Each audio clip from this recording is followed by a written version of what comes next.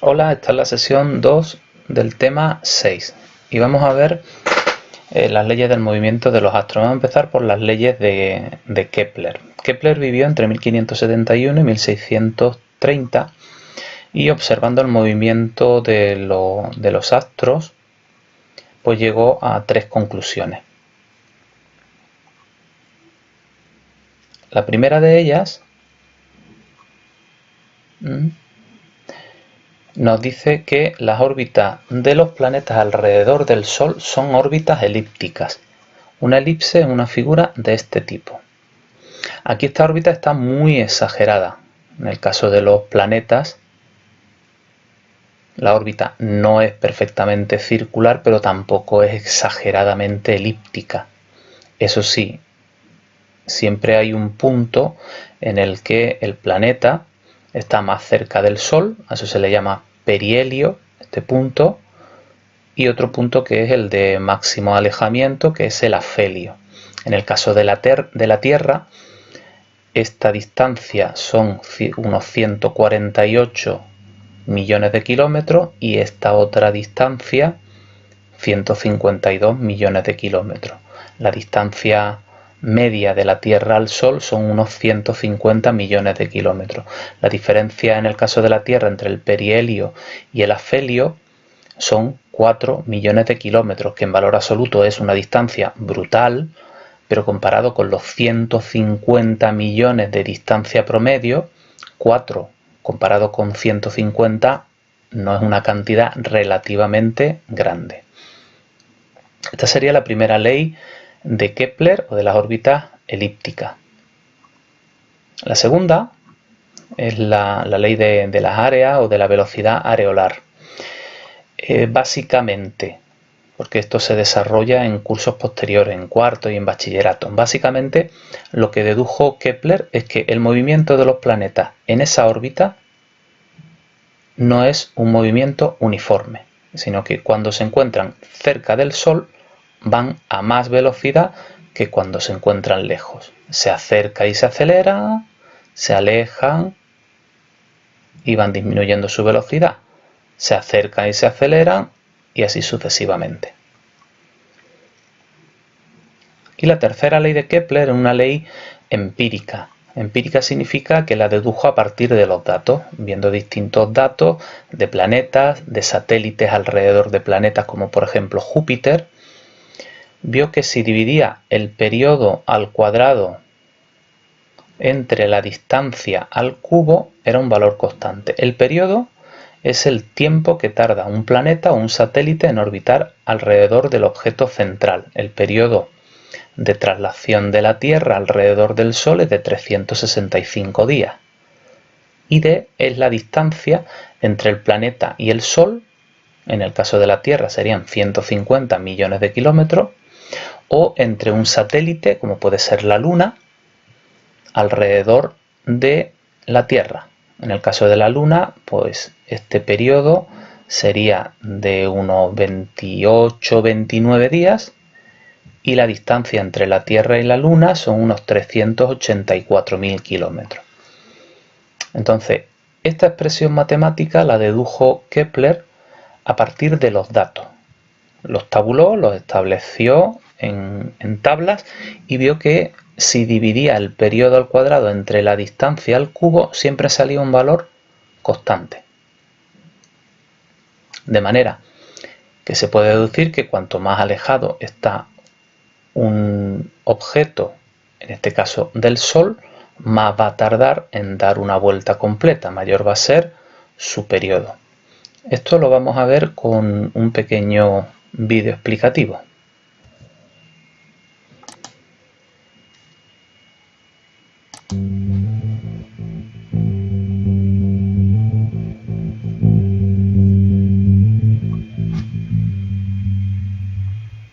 El astrónomo alemán Johannes Kepler, Johann Kepler, busca las leyes descriptivas del movimiento planetario sin plantearse nunca las causas dinámicas de este movimiento.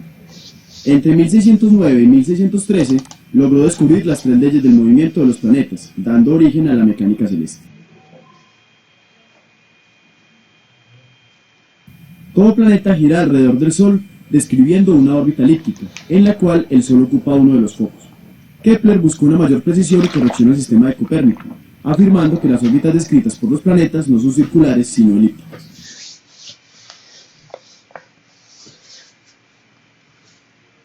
Preocupado por conocer la velocidad de los planetas, Kepler pudo comprobar que se mueven con más rapidez cuando están más cercanos al Sol y con más lentitud cuando están más alejados del Sol. En este caso se muestra el mismo planeta en su órbita en dos posiciones diferentes con respecto al Sol. Si el área 1 es igual al área 2, el planeta emplea igual tiempo en recorrer las distancias mostradas de 1 y de 2, siendo la distancia de 1 menor que la distancia de 2. Según lo anterior, la segunda ley dice: el radio local que une a un planeta con el Sol describe áreas iguales en tiempos iguales.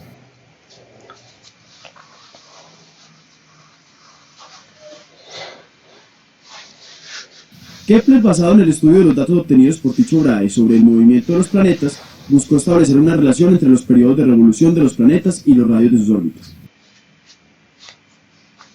Kepler demostró que los cuadrados de los periodos de revolución de los planetas son proporcionales a los cubos de los radios de sus órbitas. Es decir, que para cualquier planeta del sistema solar se cumple, siendo K una constante para todos los planetas, T periodo de revolución y R distancia media al Sol.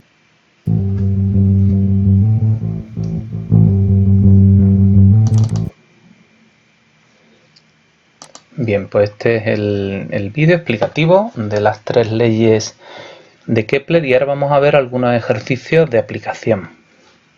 Nos vamos al final del libro y vamos a ver los ejercicios 29, 30, 31 y 32. Pero antes vamos a ver un par de ejemplos resueltos. Estamos en la página 136 y tenemos el ejemplo resuelto 2. Aquí tenemos una tabla con Io y Europa, que son dos satélites de Júpiter. Tenemos el radio de su órbita, que sería la distancia de cada uno de estos satélites a Júpiter, y el periodo. El periodo es el tiempo que tarda en dar una vuelta completa alrededor de Júpiter.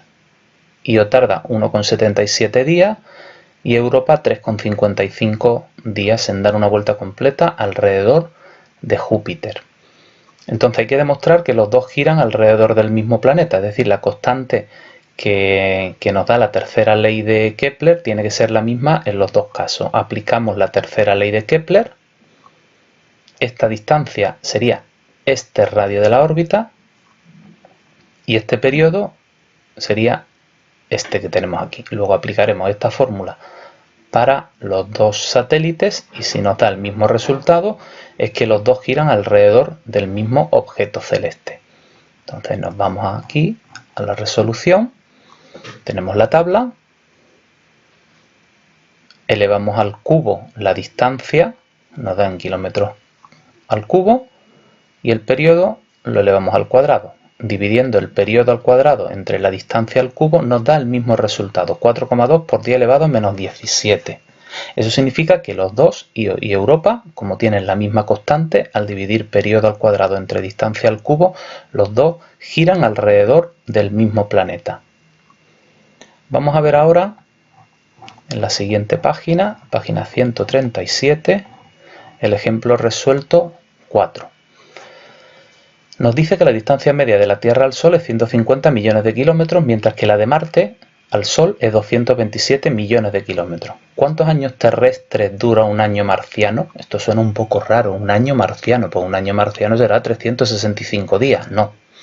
A ver, lo que nosotros llamamos año es el periodo de traslación, el tiempo que tarda la Tierra en dar una vuelta alrededor del Sol, que son 365 días y 6 horas y algo más, ¿no? Pero redondeamos a 365 días. En el caso del resto de planetas, el tiempo que tarda cada uno de ellos en dar una vuelta alrededor del Sol es completamente distinto y a eso se le llama su periodo de traslación o su año. Entonces hay un año marciano. El año marciano será el tiempo que tarda Marte en dar una vuelta completa alrededor del Sol. Para calcularlo podemos aplicar la tercera ley de Kepler. Periodo al cuadrado partido distancia al cubo es igual a constante. Como la Tierra y Marte giran alrededor del mismo astro que es el Sol, este cociente tiene que ser el mismo en el caso de la Tierra y de Marte. Fijaros cómo aquí ya identificamos el periodo y la distancia para cada uno de los dos planetas, y tiene que ser el cociente el mismo, porque eso es lo que pronostica, lo que predice la tercera ley de Kepler. Medimos la distancia en millones de kilómetros y el tiempo en años terrestres. Entonces aquí ponemos el periodo de la Tierra, lo vamos a poner en año 1, un año al cuadrado partido por 150 millones de kilómetros. En el caso de Marte, el periodo de Marte es lo que no conocemos, sería la incógnita, y la distancia entre el Marte y el Sol son 227 millones de kilómetros. Hacemos estas operaciones y luego tendremos que quitar este cuadrado extrayendo la raíz cuadrada. Este 227 lo elevamos al cubo y lo pasamos aquí multiplicando, que sería 1,1697 por 10 elevado a 7, y 150 al cubo sería 3,3750 por 10 elevado a 6. Hacemos la división, nos da este valor, extraemos la raíz cuadrada y nos da 1,86 años. Luego Marte tarda casi 2 años en dar una vuelta completa alrededor del Sol. Y ahora ya sí pasamos a los ejercicios 29 a 32.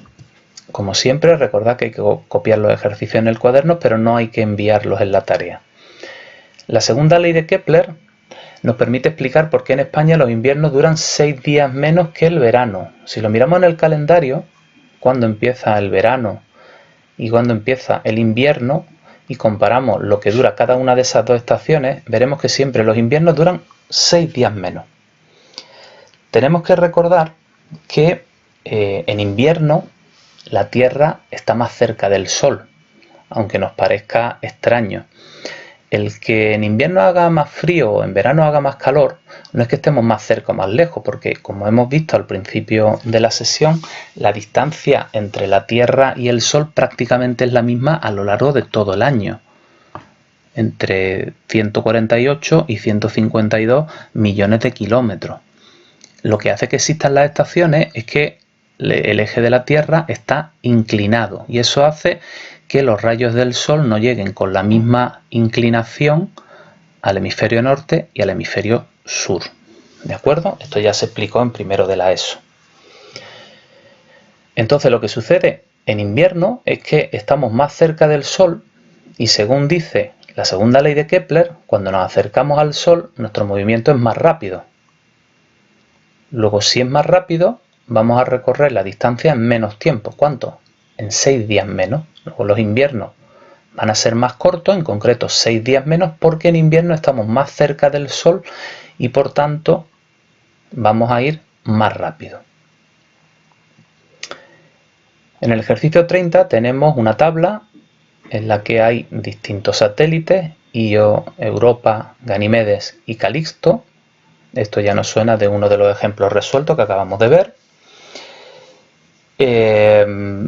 Como curiosidad, recordar que Júpiter pues se le calcula más de 60 satélites. Estos son los más famosos porque son los más grandes y son los que vio ya Galileo en el siglo XVII. Bueno, pues tenemos estos 4 satélites de Júpiter y sus periodos de traslación alrededor de Júpiter en días. Recordad que el periodo es el tiempo que tarda en dar una vuelta completa. Aplicamos la tercera ley de Kepler para explicar en qué orden los colocamos, cuál está más cerca y cuál es el más alejado. Entonces, según la tercera ley de Kepler, cuanto más alejado, lo que dice realmente es que el periodo de traslación y la distancia al planeta son directamente proporcionales. Eso significa que a mayor distancia, mayor periodo. Por tanto, simplemente ordenarlos por periodo y veríamos que Calixto es el que tiene mayor periodo, ese sería el que está más alejado, y luego Io, el que tiene un periodo más pequeño, es el que estaría más próximo a Júpiter, y ese es el orden: Io, Europa, Ganimedes y Calixto. Luego, a mayor distancia, mayor órbita y por tanto también más tiempo va a tardar en dar una vuelta completa. Pasamos al 31. Ganímedes describe una órbita de 1.070.000 kilómetros de radio y tarda 7,15 días en completarla. Esta sería la distancia y este sería el periodo. Demuestra que gira alrededor del mismo planeta que Io y Europa. Esto es el ejemplo resuelto 2 que hemos visto hace poco y sería aplicarlo a una tercera luna o satélite que es Ganímedes. Volvemos a aplicar la tercera ley de Kepler. Aquí ponemos el periodo, son 7,15 días, y aquí debajo la distancia, que es 1.070.000 kilómetros. Hacemos el cociente elevando al cuadrado y al cubo respectivamente el periodo y la distancia y nos da 4,17 por 10 elevado a menos 17, que es el mismo valor que nos dio en el ejemplo resuelto que vimos no hace mucho.